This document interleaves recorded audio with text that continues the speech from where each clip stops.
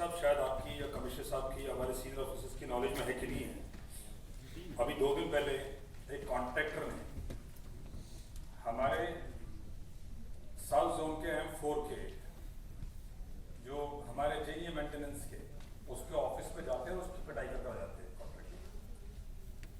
किस बात पे?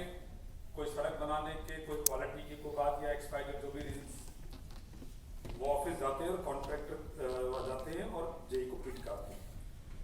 तो मैं ये जानना चाहता हूँ कि या उस जेई से हमारे सीनियर ऑफिसर्स ने या डीसीपी से या किसी सीनियर पुलिस ऑफिसर से बात की कि कोई सख्त से सख्त कार्रवाई होनी चाहिए या वो कॉन्ट्रैक्टर अरेस्ट होना चाहिए या सेक्शंस उसके ऊपर अच्छे लगने चाहिए या सीनियर्स की नॉलेज में है कि नहीं है? तो अगर आकर कॉन्ट्रैक्टर्स ऐसे जेई और हमारे ऑफिसर्स को पीट देंगे और हम लोग कोई एक्शन नहीं लेंगे, हम लोग उस पर सीनियर ऑफिसर्स उसको हालचाल के लिए भी टेलीफोन नहीं करेंगे, क्या हमारे चीफ साहब या और सीनियर ऑफिसर्स की नॉलेज में है? कल की ये बात परसों की बात है, उस पर आपने कुछ एक्शन लिया है क्या? मैं पूछना चाहता हूँ कौन जेई स्टैंड लेगा, कौन जेई काम करेगा, फिर तो टर्म कंडीशंस वो कॉन्ट्रैक्टर के मान लेगा और म्युनिसिपल कॉर्पोरेशन घाटा खाएगी। वही मैं जानता हूँ सब कुछ है सर, मेरे को नहीं नॉलेज पता चला, लेकिन चेक कुछ हुआ है तो उसके खिलाफ एक्शन होना चाहिए, ये तो तुरंत होना चाहिए, तुरंत। वहाँ के डीसी साहब को बात करनी चाहिए, डीसीपी साहब से आके पीट के हमारे अधिकारी काम करने के लिए है, पिटने के लिए ऐसे नहीं। थोड़ी कॉन्ट्रैक्टर फिर कौन काम करेगा?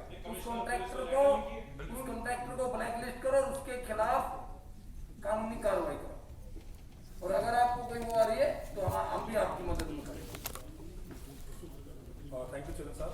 चेयरमैन साहब एक कर्मचारी है विजेंद्र नाम से, वो माली है, वो पहले नजरगढ़ जोन में था, उसका कुछ दिमागी तौर पे उसको कुछ इश्यू हो गया, वाइफ से डिस्प्यूट था, फैमिली डिस्प्यूट था, 4-5 साल वो अस्पताल में इलाज चलता रहा और उसकी यादाश्त सॉर्ट ऑफ चली गई। वो 5 साल इसको ऐसे रह के उसने 2.5 साल पहले वापस ज्वाइन किया। हमारे वहाँ के डीसी साहब ने चिट्ठी भेजी अस्पताल, हिंदूराव अस्पताल में, कि ये क्या फिट है क्या? चिट्ठी आ गई सरकारी अस्पताल से हमारी कि वो फिट है बिल्कुल। अब एक बार चिट्ठी आ गई, फिर दोबारा वापस चिट्ठी भेज दी कि दोबारा बताओ आपकी ये फिट है कि नहीं है, होश में है या इसके सेंसेस में।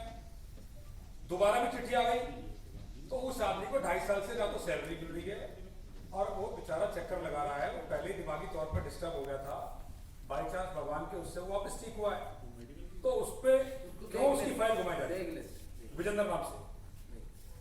एक चेयरमैन साहब राजकुमार नाम का CFW हमारा कर्मचारी है, शायद आपकी नॉलेज में होगा, उसने बहुत सारी चिट्ठियां भी भेजी थी कि बहुत सारे ऐसे एम्प्लॉयज हैं जो खाली हाजिरी लगा के जा रहे हैं, काम पे नहीं है।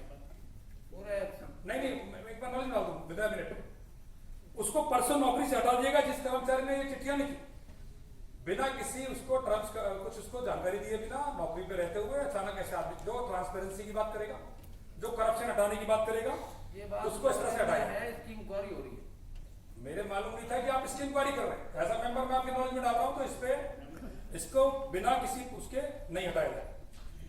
चेयरमैन साहब ATR की बात कर रहा हूं, ATR पे मैंने विषय नहीं उठाया था, शायद सतपाल भाई ने उठाया, 24 नंबर है कि भाई वो हम डीजीपी को और बाकी एजेंसीज को क्यों चिट्ठियां भेज रहे, तो उसके हवाले के लिए हाईकोर्ट का ऑर्डर आया कि भाई हम इसलिए देते हैं।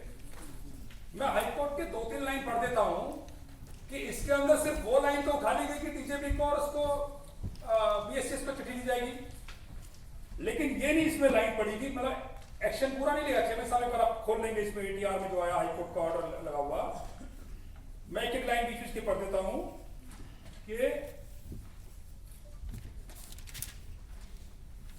पहले नंबर पेज पे ही है, we were told and accordingly that we have observed dated so and so 2005 that one building was demolished and another building on the same street or road was left untouched। तो municipal corporation ने किया, high court कह रहा there should be uniformity in the action of demolition, वो line में लिखा हुआ। Next line में एक लाइन में बोलते हैं, पेज नंबर 2 पढ़ रहा हूं चेयरमैन साहब, है चेयरमैन साहब एक बार प्लीज आप देखिए। There are 90% buildings, unauthorized buildings, और देर अप्रोक्सीमेटली जो इस बिल्डिंग विभाग के 90% ऑफिसर भी इन्वॉल्व है और सबके खिलाफ कार्रवाई होनी चाहिए, सबके खिलाफ एक्शन होना चाहिए। म्युनिसिपल कमिश्नर इसके खिलाफ एक्शन लेंगे, इस ऑर्डर में साफ साफ लिखा हुआ है। अप्रोक्सीमेटली 30 लाख बिल्डिंग्स इसमें बिल्डिंग बायलॉज को वायलेट कर रही हैं। इस 3-4 पेज के मैं ऑर्डर को से पढ़ा रहा हूं चेयरमैन साहब, 3 पेज का पूरा पढ़ा मैंने बैठे बैठे अभी।